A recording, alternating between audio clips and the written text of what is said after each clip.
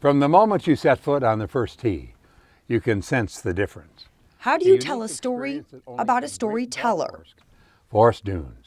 It's one of the greatest courses in the country. Jim McIntyre has spent most of his life telling stories, mostly in 30-second clips. Well, I've been in the advertising and marketing business all my professional career.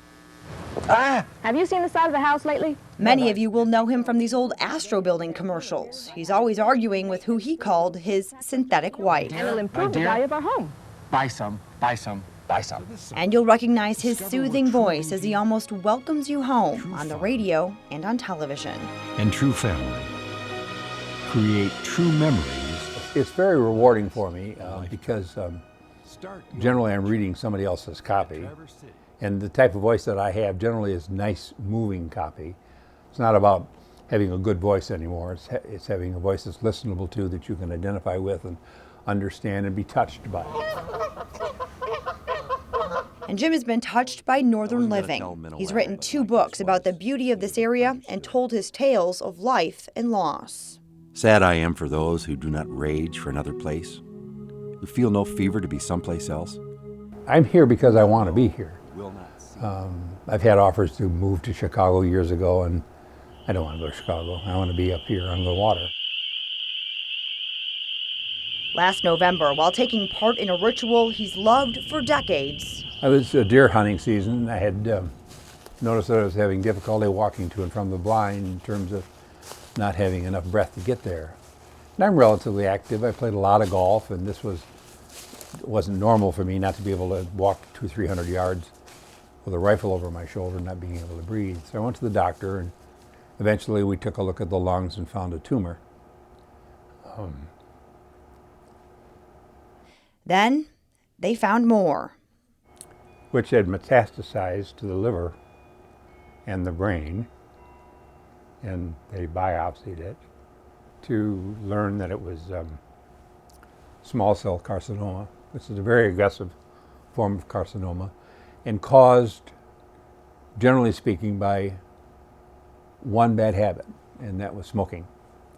And I did smoke, stupidly, for a number of years, and it left me with cancer. Ready? Everybody wants to go to heaven, but nobody wants to die. So I'm not going to die next week, but my cancer is terminal, and we're just going to stretch it out to the best of our ability. With that attitude, and with the love of his life, Joni, at his side, he's decided to fight. Along with chemotherapy, he's had to have treatments on his brain to stop the cancer from spreading. This was his 10th and last treatment. He will need more chemo later. Jim's been telling some sort of story his whole life. And out of all his books, commercials, and 30-second sound bites, these are perhaps the words he really wants you to hear. If you don't smoke, don't start. If you do smoke, quit. Because eventually it will hurt you. Just take care of yourself, because I didn't for a long time. And look what happened.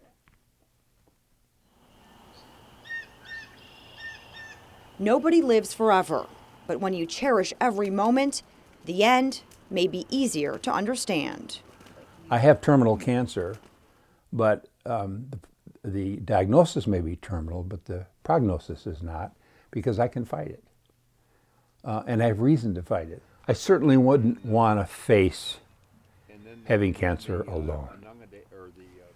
So to have the partnership of a wonderful spouse, somebody that you really, really love,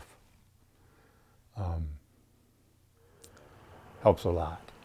But having said that, when it's time, then I'm comfortable with it. I've had a spectacular life.